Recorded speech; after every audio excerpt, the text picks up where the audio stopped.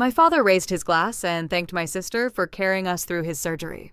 He said it slowly, the way he says things he believes. The whole table lifted their glasses. My mother was already crying, the good kind of tears, the proud kind, and my sister Delphine smiled and pressed a hand to her chest like the weight of it all had finally been seen. I had slept in a hospital chair for 3 weeks. I had memorized the sound of his monitor. I said nothing. I just reached down, slid one folder out of my bag, and set it on the table beside the cake. Every invoice inside it had one name printed at the top. It wasn't hers. 3 weeks earlier, I had watched a surgeon shake my hand and call me the only family member he'd actually met. Nobody at that table knew that yet. Care to read whose name was on them? I didn't open the folder. I just let it sit there, square and quiet, catching the candlelight while my father finished his toast. I should tell you how a girl ends up paying $86,000 for a man who is about to thank somebody else for it. It starts with a word my family used like a knife wrapped in a blanket. Blood. We say it at this table the way other families say grace. My parents adopted me when I was 6 years old. Delphine was already 8, already theirs. Already the daughter the photographs were built around. I came later with a suitcase and a social worker, and a name that didn't match the family tree. And from the very first Thanksgiving, I learned that there was a kind of love in that house that had a fence around it, and the fence was made of one syllable. They never said I wasn't wanted. That's the part people get wrong about families like mine. They said it's softer than that. When Delphine made the honor roll, my mother called the whole street. When I made it, she said, "Well, you've always been a hard worker, sweetheart." Like effort was a consolation prize you handed the child who couldn't inherit the gift. When Delphine cried, the house stopped. When I cried, I was told I was sensitive and that I should remember how lucky I was. Lucky. That word followed me through every birthday. You're so lucky we took you in. Lucky was the rent I paid for a seat at a table I was told, again and again, I almost didn't get. I learned to be useful instead of loved, because useful was a thing I could control. I was the one who remembered the doctor's appointments. I was the one who drove 4 hours when the furnace died. And when my father's stomach pain turned out to be a tumor the size of a lemon, sitting where the pancreas meets everything that keeps a man alive, I was the one who got the call. Not Delphine. Me. Because somewhere underneath the word blood, my parents knew exactly who picked up the phone. There's a photograph that lives on my parents' mantle, has lived there my whole life. It's the 4 of us at the lake, the summer after they adopted me. Delphine is on my father's shoulders, laughing. My mother is mid-sentence, beautiful, and I am standing slightly to the side, 6 years old, holding the cooler, already useful, already not quite inside the frame the way the other 3 are inside it. I used to think I imagined that gap. Then I grew up, and I noticed that every photograph in that house has the same composition. The 3 of them, and then me, a half step out, holding something, carrying something. For 30 years, I tried to earn my way into the center of that photo. The hospital chair was just the most expensive frame I ever tried to buy my way into. What none of them knew, sitting there with their glasses raised, was that I had stopped being only the useful one. Somewhere in those 3 weeks, between the bills and the chair and a night nurse who said she saw me, I had started keeping receipts. And receipts, it turns out, are the one thing in my family that nobody can call sensitive or jealous or ungrateful. A receipt doesn't have feelings. It just has a name on it. And for once, the name was mine. The call came on a Tuesday in May. My mother's voice was doing the thing it does when she's frightened and trying to sound annoyed instead. The doctors had found a mass. Stage 2, maybe 3. They wouldn't know until they were inside him. There would be a Whipple procedure, which is the kind of surgery they describe to you, in a small room with a box of tissues already on the table. 11 hours. Recovery measured in weeks, not days. My father was 68 and terrified in the specific way that proud men get terrified, which is to say he got very quiet and very polite. I'm Marianne, by the way. I'm 36, I teach 4th grade in a town 2 hours from the hospital, and I'm the adopted one, in case the word hasn't made that clear yet. If you grew up being told you were lucky to belong somewhere, you already know the rest of this story in your body, even if you don't know the details. If that's you, tell me where you're watching from, because I want to know how far this particular ache travels. Do me a favor and hit that subscribe button too, because what my family did at that birthday party is the kind of thing that needs witnesses, and you're about to be one. Now, let me take you back to the chair. I drove down the night of the call. I told my principal I'd need a substitute indefinitely, and I watched her face do the math of how rare that was for me, the teacher who came in with a fever rather than disrupt her kids. Delphine arrived the next morning in sunglasses, hugged my mother in the lobby, and posted a photo of the hospital sign with a caption about strength and family and prayer. It got 200 likes before our father was even out of pre-op. I know, because 3 different aunts texted me the screenshot, telling me how wonderful it was that my sister was being so strong. I was the one in the room when they wheeled him out. He grabbed my wrist with a grip that surprised me and said, "Don't let them give up on me in there." Not them, the doctors. Me. He trusted me with the negotiation of his own survival. And then the door swung shut and I sat down in a vinyl chair the color of dried mustard, and I did not stand up again. Not really, for 3 weeks. There was a night nurse named Pauline who worked the surgical floor. A woman in her 50s with reading glasses on a beaded chain, and the kind of tiredness that has stopped being personal. She noticed me first. Not my father. My father, everyone noticed. The brave man recovering. She noticed me, the one folded into the chair at 2 a.m. with a laptop and a granola bar. On the 4th night, she brought me a blanket from the warmer without asking, and on the 6th, she sat down next to me for a minute, just a minute, and said, "Honey, in 11 years on this floor, I have learned to tell which family member is going to be standing here at the end. It's never the loud ones." I didn't know yet how much I'd need her to have said that. I just nodded and went back to my spreadsheet. But she'd seen me. Somebody had finally seen me, and it was a stranger in scrubs. And I'm not too proud to tell you I cried a little after she walked away, quietly, so the man in the next room wouldn't hear. The surgeon came out of the first surgery at hour 11 and found me in the waiting area because I was the only one there. Delphine had gone to get dinner. My mother was at the chapel. He sat down across from me, still in his cap, and he said, "Are you his daughter?" And I said yes, and he said, "You're the one I've been talking to." The one who knew his medication list and his allergies and asked about the margins. He looked almost surprised. "I've done this 22 years. I can usually tell within a day which family member actually shows up. I assumed you were the only child." I told him there was a sister. He nodded slowly, the way people nod when they're being polite about something they've already concluded, and he said, "Well, he's lucky to have you." There was that word again, but out of his mouth it meant the opposite of what it had always meant in my house. He meant my father was lucky, not me. I held on to that sentence for 3 weeks, like a stone in my pocket. Here's what nobody tells you about sleeping in a hospital. It isn't the discomfort, it's the bookkeeping.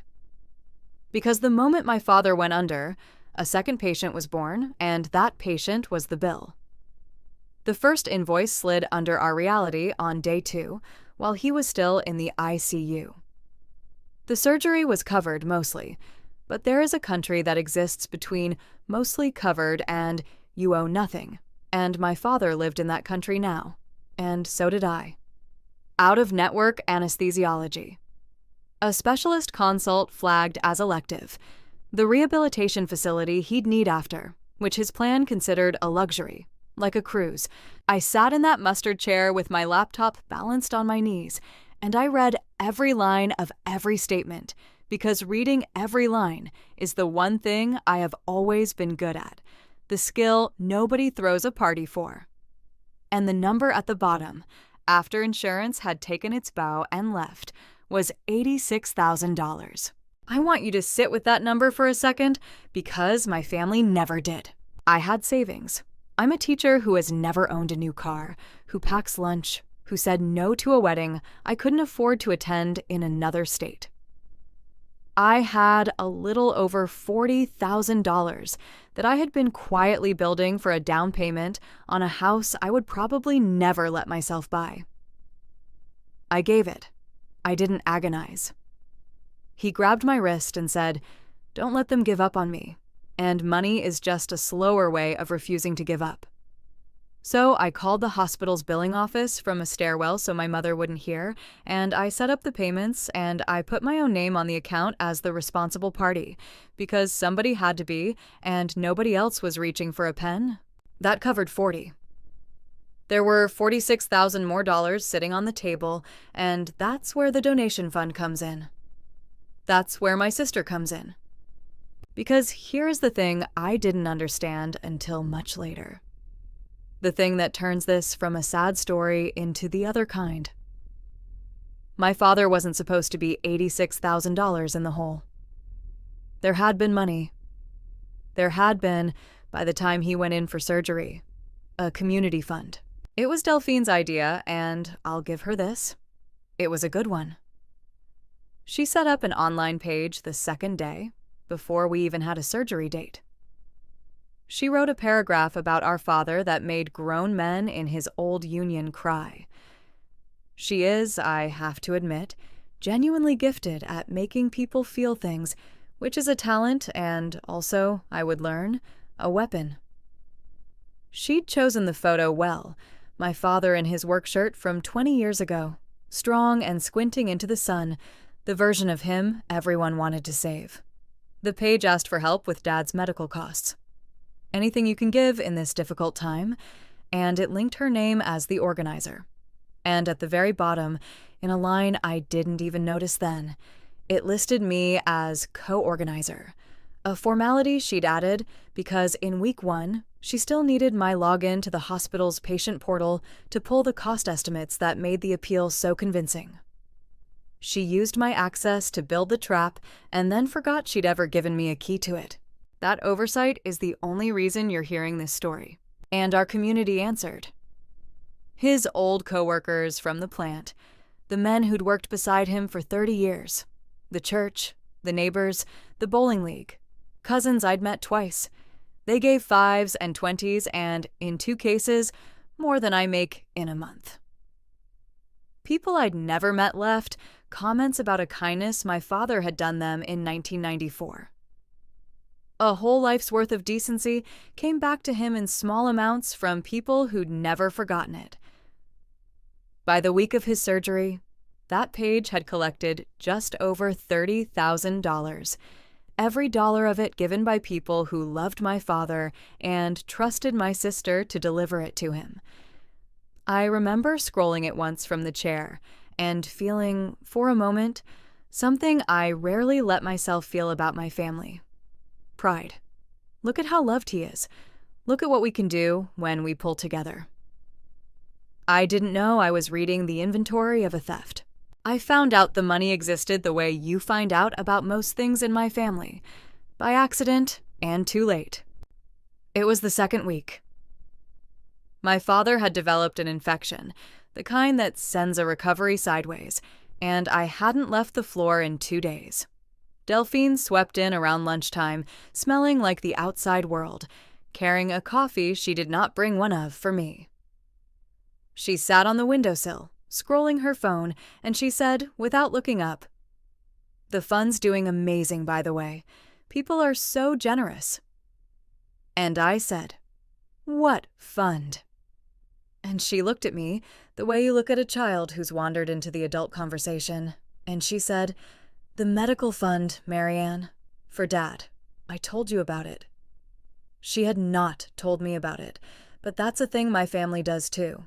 This retroactive editing, where you are always informed of things you were never informed of, so that any confusion becomes your failure to listen. That's incredible, I said, because it was. $30,000. That, plus my 40, would have closed almost the entire gap. So, when does it transfer to the hospital account? I can give them the routing number. I've got the billing office on speed dial. And Delphine waved her coffee in a little circle and said, "It's complicated. There's a hold. The platform does this thing. I'm handling it." I'm handling it. 3 words that, in my family, have always meant nothing is being handled, but I was running on no sleep and a father with a fever, so I let it go. I told the billing office I had funds incoming. I made a payment from my own 40 to keep the account in good standing. And I went back to the chair. The fun never came. A week passed, and then another, and every time I asked, it was the same shape of answer. The platform was holding it. The transfer bounced. She was sorting it out with their support team. There was always a reason, and the reason was always just bureaucratic enough that I couldn't argue with it, and just permanent enough that the money never moved. Meanwhile, the hospital wanted its $46,000, and the only name on that account was mine, and the only money in the world that seemed to actually exist was the money I kept putting in. So I made a second decision in that stairwell. I went to my bank, and I took out a line of credit against the small condo I'd finally bought 2 years before, the one tangible thing I owned, the first door in my life that locked from the inside. $46,000 against my own home.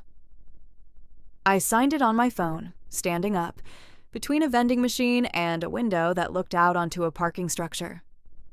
And I paid the hospital in full. My father's bill was $0. He never knew it had ever been anything else. And I went back to the chair, and I told myself the fund would come eventually and pay me back, and I tried not to do the math on what I'd just done to my own future to protect a man who, when he woke up clear-eyed for the first time, asked where his other daughter was, meaning Delphine, who had gone home to sleep in a bed. I want to be fair to the version of me sitting in that chair, because I've been hard on her. She wasn't a saint. She wasn't even, in that moment, doing it out of pure love. She was doing it because somewhere deep in the part of her that the word lucky had carved out. She believed that if she paid enough, did enough, bled enough, she would finally cross the fence. That this, finally, would be the thing that made her a real daughter. That when the dust settled, they would look at what she'd done, and they would have to say it. She's one of us. She always was. That's the wound. I might as well name it now, because the whole rest of this story is me learning that you cannot buy your way over a fence that was never about money. You can only stop paying the toll. The infection cleared. My father got stronger. By the end of the 3rd week, he was sitting up, doing his little laps around the ward, with a physical therapist and a walker, narrating his own progress to anyone who'd listen. Delphine timed her last visit perfectly. She arrived on discharge day with a bouquet and her phone already in camera mode, and she filmed herself wheeling our father toward the elevator, narrating softly for whatever audience lived inside that little glowing rectangle. After everything, we finally get to take Dad home. I was the one who'd packed his bag, signed the discharge paperwork, and argued for 20 minutes with a coordinator about the rehab referral. But Delphine had the bouquet and the camera, so Delphine had the we. Pauline was working that morning. She watched the whole performance from the nurse's station with a flat expression I'd come to recognize. And as I passed her, with my father's overnight bag over my shoulder and his medication binder under my arm, she caught my eye and said very quietly, just for me, "I see you, honey. Don't you forget that I see you." I almost lost it right there in the hallway. 3 weeks of holding myself together, and it was a tired night nurse's sentence that nearly undid me. Not anything my own family said. Then the elevator doors opened, and I went down with them, the useful one, carrying everything that mattered while my sister carried the flowers. And on the day they discharged him, my mother cried and hugged the nurses and turned to the whole floor and said to no one and everyone, "We are just so blessed to have such a strong family." She was looking at Delphine when she said it. Delphine, who had come to the hospital. I had counted a total of 6 times. I drove him home. I refilled his prescriptions and built the chart for his medication schedule and set 3 alarms on my own phone so I wouldn't miss a dose 2 hours away. And then I went back to my 4th graders and my locked door and my $86,000 secret, and I waited for the fun to make me whole. The waiting did things to me I'm only now able to describe. Every month, the line of credit took its bite out of my account. $400 I felt in my groceries, and every month I told myself the fund would come and I'd pay the whole thing off and laugh about how scared I'd been. I texted Delphine twice. The first time she sent a thumbs up. The second time she didn't answer at all, and then 3 days later posted a photo of a weekend trip to wine country with her husband. And I sat in my classroom at lunch, looking at that photo, at the new sunglasses, at the bottle on the table that cost more than I let myself spend on a week of food, and I felt the first true crack in the story I'd been telling myself. I didn't let it open. I closed it, the way I'd closed every crack my whole life. Surely not. Surely she wouldn't. She's family. I taught my kids that afternoon about fractions, about how a whole thing gets divided into equal parts, and a girl in the front row asked me why my voice sounded funny, and I said I had a cold. That's the thing about being raised to believe you're the lucky one. It doesn't just make you pay, it makes you refuse to see who's robbing you, because seeing it would mean the family you bought your way into was never worth the price. I would rather have lost the money than lost the story. For 2 months, I chose the story. 2 months later, my mother called to invite me to a party. A recovery celebration, she called it. A thank you to everyone who'd helped Dad through. The church hall, a Saturday afternoon in June, a cake, the whole extended family and half the congregation, and his old union buddies and the bowling league. All the people who had given to the fund. "You have to come," she said, and then, in the same breath, the line that should have warned me. "Delphine's been planning it for weeks. She's put so much into it. You know how she is." I did know how she was. But I didn't yet know the whole of it, so I said yes. I baked nothing because Delphine had it handled. I put on a blue dress, and before I left, I did the one thing that, in hindsight, was either the smartest or the saddest decision of my life. I printed everything. Every invoice with my name at the top. Every payment confirmation. The line of credit against my condo. And, because some instinct I didn't have a name for told me to, I logged into the donation platform's public page, which Delphine had never thought to take down, and I started reading. Really reading. The way nobody had read the hospital bills but me. That's where the second story was hiding. And I'm going to make you wait for it. Just a little, the way I made myself wait, standing in my kitchen in a blue dress with my car keys in my hand and the first cold feeling moving up the back of my neck. The church hall smelled like coffee and carnations. There were maybe 60 people there, balloons in my father's favorite blue, a banner that said, "Welcome back" in letters Delphine had clearly paid someone to make. She was at the center of it, of course, moving from cluster to cluster, accepting hugs, accepting gratitude, accepting the slow, warm bath of being seen as the daughter who saved her father. I stood by the coffee with my folder in a tote bag against my hip, and I watched my family receive a love I had paid for in cash. I almost didn't make it through the door. I sat in my car in the church parking lot for 10 minutes with the engine off, the folder on the passenger seat, and I had a whole conversation with myself that I'm not proud of. I told myself I could just go in, Smile, eat the cake, drive home, and let it die in a drawer. Nobody would ever know. I had survived 30 years of being thanked last. I could survive one more afternoon. That's what being the lucky one trains into you. It trains you to keep the peace at your own expense and call it grace.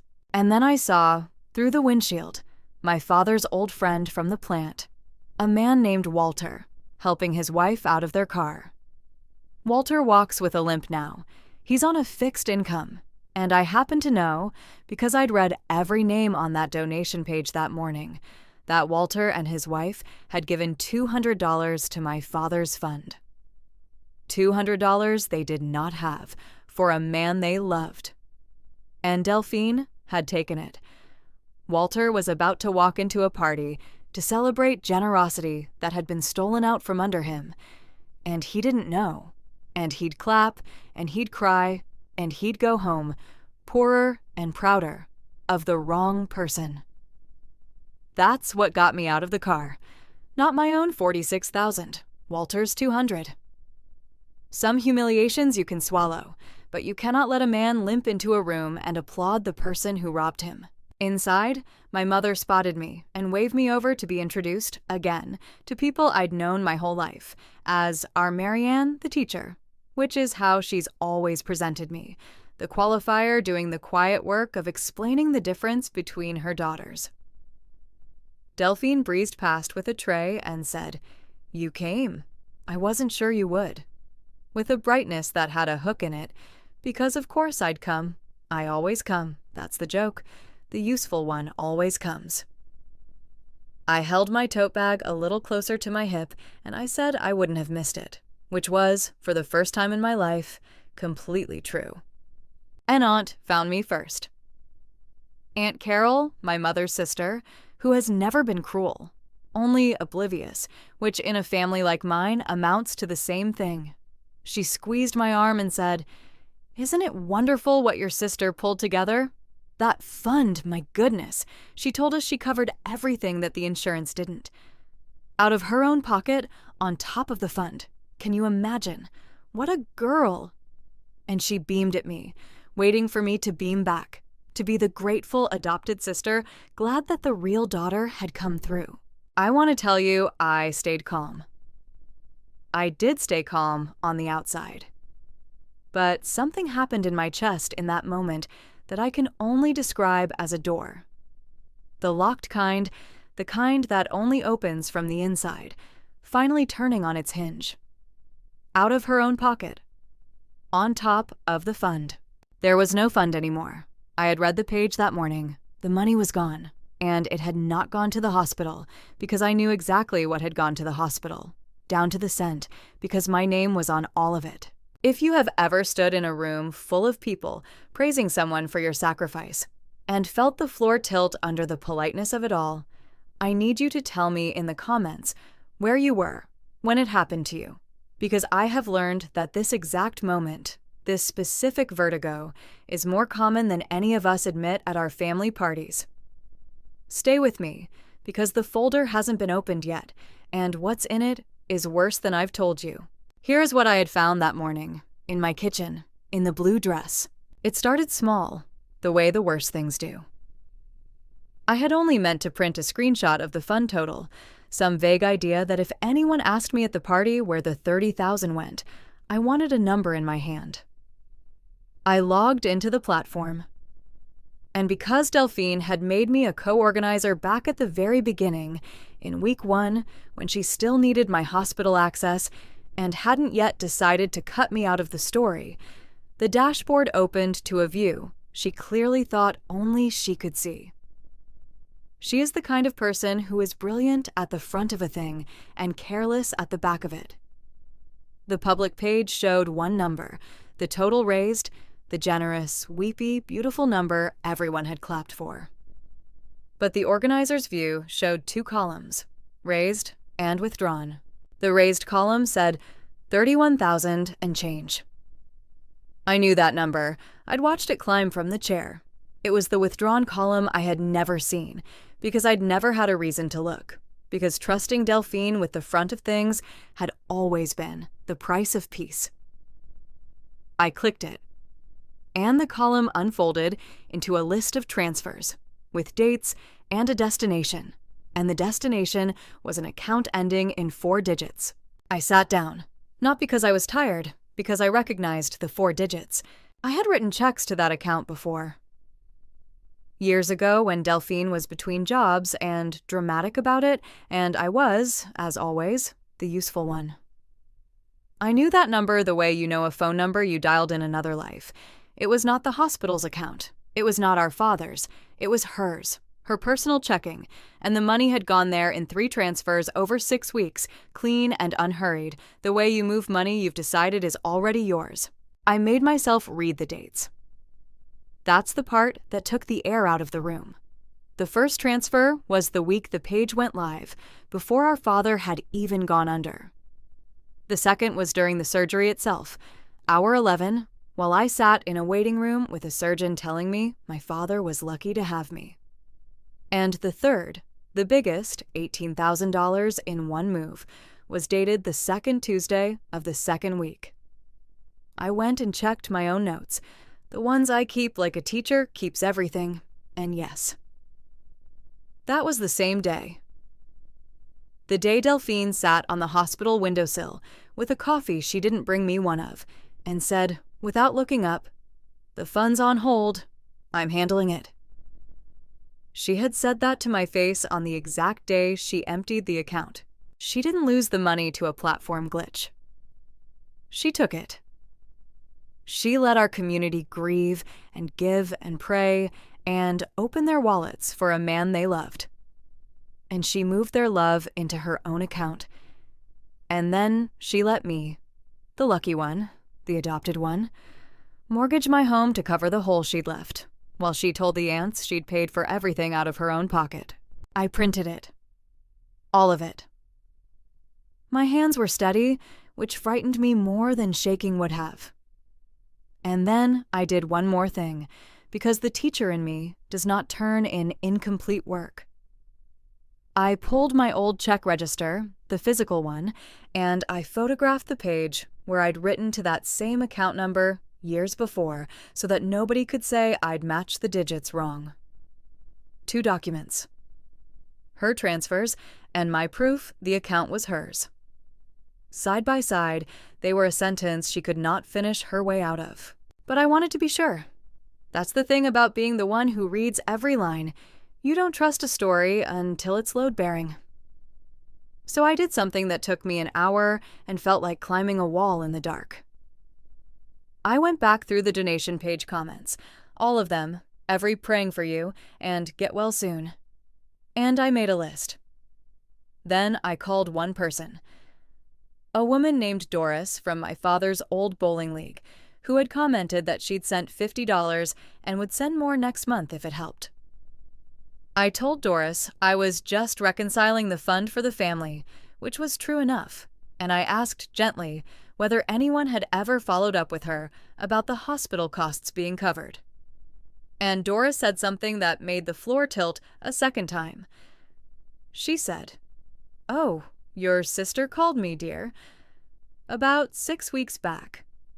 Said the costs came in higher than expected and asked if I could chip in directly to her to save the platform fees. So I wrote her a personal check. I wrote her $200 this time. Did it not go through? It went through. It went straight into the same account." Delphine hadn't just drained the public fund. She'd been calling the most generous, most trusting donors privately and asking them to send money directly to her, off the platform, where there'd be no record at all, where I'd never have found it. The page was the part she got careless about. The phone calls were the part she thought was invisible. I asked Doris, as steadily as I could, whether she'd written "for Dad's care" in the memo line of that check. She had. God bless careful old women with good handwriting. She had. So now I had 3 things. The platform's transfers, my old check register proving the account was hers, and a witness with a memo line who'd been personally solicited and could say so out loud. I thanked Doris, I told her not to worry, and I sat in my kitchen for a long time with my coffee going cold, because I understood now that this was not a sister who'd made a mistake with a fund. This was a sister who had run a quiet, patient operation on the love of an entire community, and let me bleed my house dry to cover for it, and was about to be toasted for it. The dread that came over me then was not about the confrontation. It was about my parents. Because some part of me already knew they would find a way to make even this my fault for bringing it up. Before I drove to that party, I want you to do something, because you've been patient and you've earned a stake in this. In the comments, before you watch another minute, predict it. Tell me what you think my parents did when they saw the dates. Did they defend her? Did they tell me to keep my voice down for the family? Did one of them break?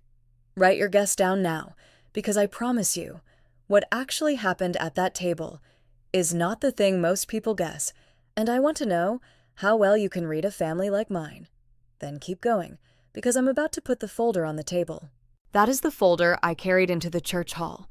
Not just my invoices, her transaction history printed beside them, 2 stories that, laid side by side, told a third one that no toast could survive.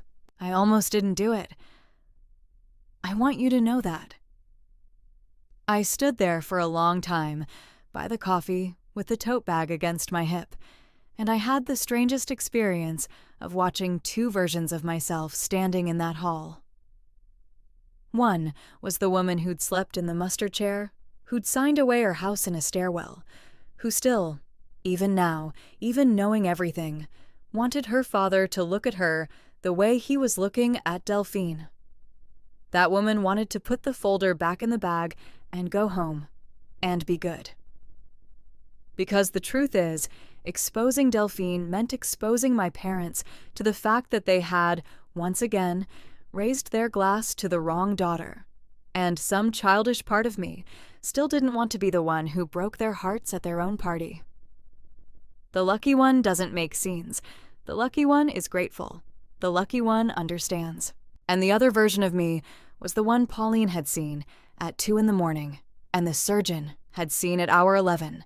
The one strangers in scrubs had recognized as the family member who actually shows up. The one my father had grabbed by the wrist and trusted with his survival. 2 strangers in a hospital had seen me more clearly in 3 weeks than my parents had in 30 years. And standing in that church hall, I finally believed the strangers. That's the quiet hinge this whole story turns on. The moment you trust the people who saw you over the people who raised you, not to be seen. Once I believed Pauline, I couldn't unbelieve her, and the bag felt suddenly very light, because I knew I was going to set it down. And then my father stood up to make his toast. He looked good. Color in his face, the walker gone, a cane now, leaning on it the way men of his generation lean on things they're embarrassed to need. He raised his glass of sparkling cider, because no alcohol on the medication, and the room went quiet, and he looked around at all the people who loved him, and his eyes were wet, and he said the thing. He said, "I want to thank the person who carried this whole family through, who never left my side, who handled everything when I couldn't." And my heart, God help me, for 1/2 of 1 second, my heart leapt, because for 1/2 of 1 second I thought he meant me. And then he turned to Delphine and said her name. The room erupted. Glasses up. My mother sobbing the proud tears. Delphine pressing her hand to her chest, shaking her head like it was too much, like she couldn't possibly accept such praise, while accepting every drop of it. And I stood at the edge of the room, with 3 weeks of hospital chairs in my spine, and $86,000 on my condo, and the truth in a tote bag against my hip. And I watched my father thank the woman who had stolen from him for saving his life. That was the moment the fence finally fell down. Not because I climbed it, because I finally stopped wanting to be on the other side of it. I walked to the table. I didn't rush. I think the not rushing is what made people start to notice. The way I crossed that floor with no expression at all. a woman with somewhere to be. I reached into the tote bag and I took out the folder and I set it down on the table beside the cake, square and quiet, the way you set down something you no longer have to carry. My father stopped talking. Delphine's smile held, but her eyes went to the folder and I watched a calculation move behind them. Fast. The calculation of a person who has many secrets and isn't sure which one just walked into the room. "Dad," I said. My voice was very calm. The more it hurt, the calmer it came out. That's a thing I learned in that house a long time ago. "Before you finish your toast, I think you should know whose name is on the bills." My mother said, "Marianne, not now," in the voice she's used my whole life, the one that means you are embarrassing the family. And I said, "Mom, open the folder." And something in how I said it, the absolute lack of anything to lose, made her reach out and open it. The top page was the hospital's master statement, paid in full, and under Responsible Party, one name, mine, Marianne, not Delphine, not the fund, me. My mother frowned at it. "I don't understand.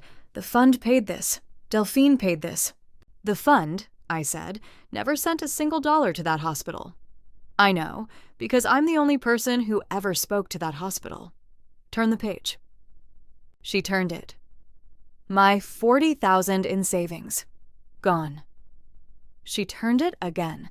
The line of credit against my condo. $46,000, my home, my locked door, signed in a hospital stairwell. The room had gone the particular kind of quiet that isn't peace. And then I reached over, and I turned the last page for her myself, because I wanted to be the one whose hand did it. The donation platform's transaction history. $31,000 raised by everyone in that room. And below it, 3 transfers, dates and amounts, into a personal account. "That account," I said, and I looked directly at my sister for the first time all day, "is yours, Delphine. I have the checks I used to write to it. Same number. Care to read the dates? Because the last one's the same week you stood in Dad's room and told me the fund was on hold." Here is the part I'll remember when I'm old. Delphine laughed. She actually laughed, a bright social laugh, the laugh she's used to dissolve 100 uncomfortable moments, and she said the first lie, the reflex one. "The fund paid the hospital directly, Marianne. You weren't even tracking it. You were too busy being a martyr in that chair." A lie. Spoken loud for the room, confident, because confidence had always been enough before. So I gave the room the evidence. I didn't raise my voice.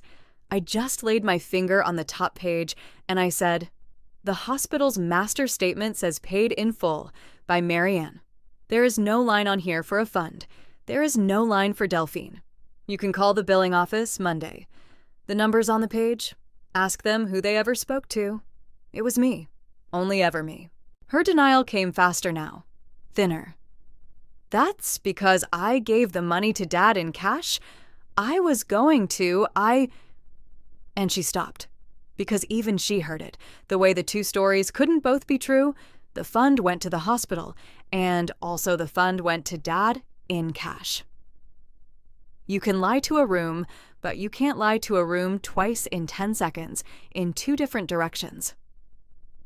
People started looking at each other, so I turned the page to the stronger evidence, and I made my voice gentler, not louder, because I have learned that gentle is more frightening than loud when the facts are on your side. This is the platform's own record, Delphine. Not mine. Theirs. 3 transfers. Here are the dates. And this, I set the photograph of my old check register beside it, is your account number, in my handwriting, from years ago, when I used to send you money. Same digits.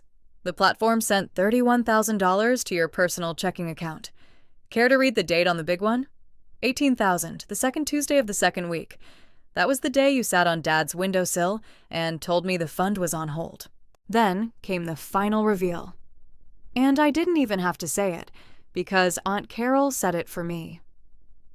Aunt Carol, who had given $1,000 to that fund, money from a fixed income, picked up the transaction history and read it with her reading glasses.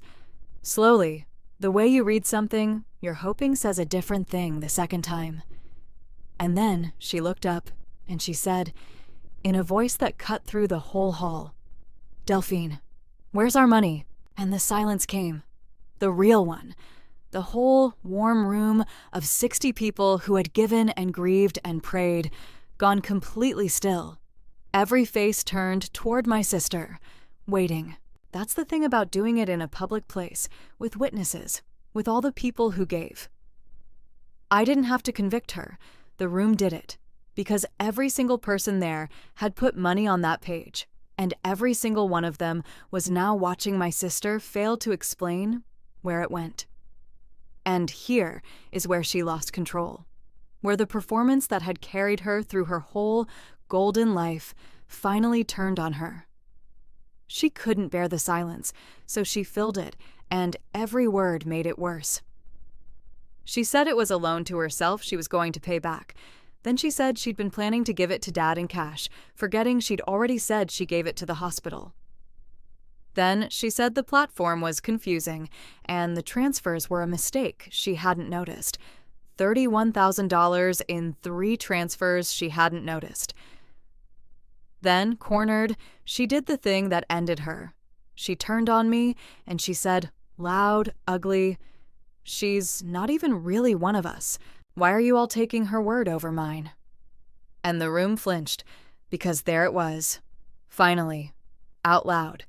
The fence, the word under the word, the thing my family had always meant and never said.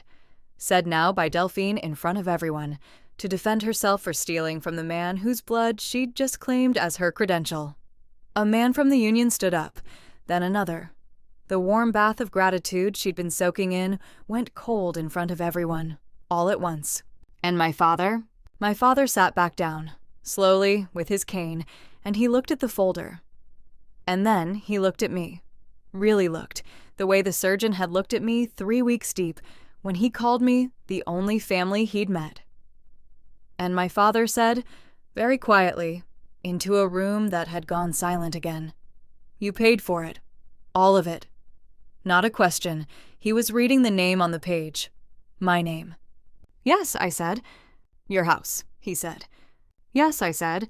And my father, who had spent 30 years letting me earn a love that should have been free, who had raised his glass to the wrong daughter not once, but his whole life, put his hand flat on that folder, on my name. And he started to cry. Not the proud tears. The other kind, the kind that comes when a man realizes the math of his own life has been wrong, and it's late, and he can't get the years back. He said, "I called for you. In there, I called your name when the fever was bad." They told me. And then I woke up and thanked. He couldn't finish it. He looked at Delphine and he couldn't finish it. My mother had not said anything for a long minute. She was still holding the open folder, my name at the top of every page. And I watched her do the thing I had dreaded most, the thing I'd predicted to you in the parking lot of my own dread. She looked up at me, and her first words were not, "I'm sorry." Her first words were, "Why didn't you say something sooner?" As if my silence were the crime. As if the problem in this room were that I'd been too quiet and not that they'd spent a lifetime making sure my quiet was the only thing that didn't cost them anything.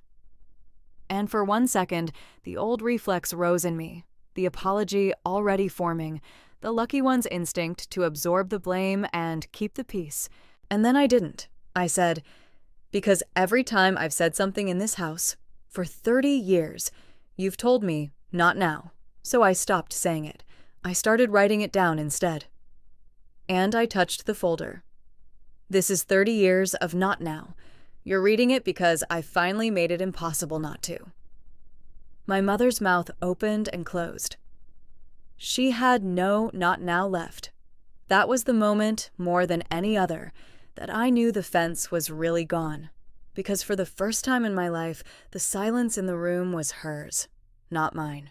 Before I tell you how it ended, I want to say something to you directly. because I know some of you are sitting there with your own folder, metaphorical or not, that you've never set down on any table. You've been the one who paid, who stayed, who got thanked, never or thanked last. Here's what I learned in that church hall, and I'd have given anything to learn it at 6 instead of 36. You do not owe anyone the performance of being fine with being erased. You do not have to keep paying a toll to belong to people who should have let you in for free. Healing doesn't always look like forgiveness. Sometimes it looks like a boundary, said plainly, that you do not apologize for afterward. Sometimes it looks like the truth, said out loud, in a room full of people, without your voice shaking. And sometimes the bravest thing you will ever do is stop waiting to be made whole by the very people who broke you, and decide to become whole on your own time instead. If this story is loosening something in you, take a breath right now and just notice it. Don't push it away the way I pushed mine away for 2 months and 30 years. That noticing is the door. It only opens from the inside, and you are the only one who is ever standing on that side of it. Here's how it ended. Delphine left the party. She didn't storm out. She did something worse. She gathered her things with a fixed, bright smile and walked out like she was choosing to, like the rest of us were beneath the scene. But the door she walked out of was not the same door she'd walked in. I watched it happen in real time, the thing she'd spent her whole life building, the warm regard of everyone who knew her, curdling in a single afternoon. 2 women from the church who'd hugged her at the door now stepped back to let her pass without touching her. That, for Delphine, was the actual sentence. Not the money, the withdrawal of the room. The consequences came in the order such things come. Aunt Carol's son was a sheriff's deputy, and the words, misappropriation of charitable funds, got said in the parking lot, calmly, by a man who deals in such words for a living, and Delphine has always understood, better than any of us, exactly where the lines are that carry real consequences. Within the week, she'd returned what was left of the platform money, and then, when Doris's check and the memo line came up, the private solicitations too. She paid the union men back first, because the union men were the ones who frightened her. She wrote Walter a check for his $200, and Walter, I'm told, made her stand on his porch while he tore it up and told her he'd rather be out the money than take anything from her hand. And then he asked her to leave. There are humiliations money can't fix, and Delphine spent that summer learning the shape of them, one porch at a time. She has not, to this day, paid me back for the $46,000 against my home. For a while I waited for it, the way I'd waited for the fund, the way I'd waited my whole life for the moment my family would finally make me whole. And then, one morning, I caught myself doing the math again. The $400 bite, the years it would take. And I stopped, because I understood that the day I stop waiting for Delphine to make me whole is the day I become whole on my own. The waiting was its own kind of fence, the last one, and I built it myself, and I was the only one who could take it down. So I refinanced the credit line into a longer, smaller payment I could carry without flinching, and I let the debt become just a fact about my life instead of a wound. And that, it turns out, is what closure actually is. Not getting paid back. Deciding you were never the one who owed. My parents did the thing I'd stopped expecting. They drove 2 hours to my condo, the one I'd mortgaged, the one with the door that locks from the inside, and they stood on my step, and my father held a piece of paper. It was the original adoption decree from when I was 6. He'd dug it out of a box. And he said, I read it again. It says, we chose you. I forgot that we chose you. We let her be the one who belonged, and we let you be the one who earned it, and I have been ashamed every day since that party. And my mother, who had said not now, my whole life, said finally, it should have always been now. I won't pretend a piece of paper undid 30 years. It didn't. There were hard months after. My mother and I went to exactly 2 sessions of family counseling before she decided it wasn't for her, and that was its own small grief, watching her reach the edge of her own capacity to change and stop there. I had to learn that healing a wound this old is not the same as the wound never having existed, and that some people will only meet you halfway across a bridge they spent your whole childhood building, and you get to decide whether halfway is enough to keep walking. With my mother, I'm still deciding. With my father, something cracked all the way open and let the light in, and I'll take the light wherever it comes from. Because my father did one more thing.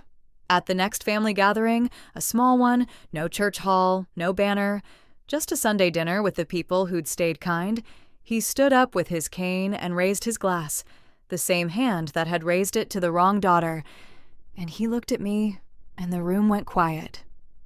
The way it once went quiet for her. And he said, "I spent this whole family telling Marianne she was lucky to be here. I had it backwards. We were lucky. I almost died, and the only person in the room when it mattered was the one I'd taught to believe she had to earn her seat. Blood didn't make her my daughter. She did that herself, the day she stayed in that chair. And I'm done letting anyone in this family call her anything less than mine." He raised the glass higher, to Marianne, the one who stayed. And he didn't cry that time, and neither did I, and that is how I knew it was real. The proof that something has truly healed is not the tears. It's that you can finally hear the words without flinching, because some part of you has stopped expecting them to be taken back. I keep the folder. I know that's strange. It sits in a drawer in the condo I almost lost, and sometimes when I'm tired, when the old voice that says lucky tries to come back, I take it out and I read my own name at the top of those pages. Not because I'm proud of what it cost me. Because it reminds me of the day I stopped paying a toll to cross into my own family, and walked in through the front door instead, the one that was always, it turns out, unlocked. If you grew up being told you were lucky to be loved, you were lying to yourself the same way I was, and I want you to hear this from someone on the other side of it. You were never lucky to be there. They were lucky to have you. Set the folder down. Let them read the name. It was yours the whole time.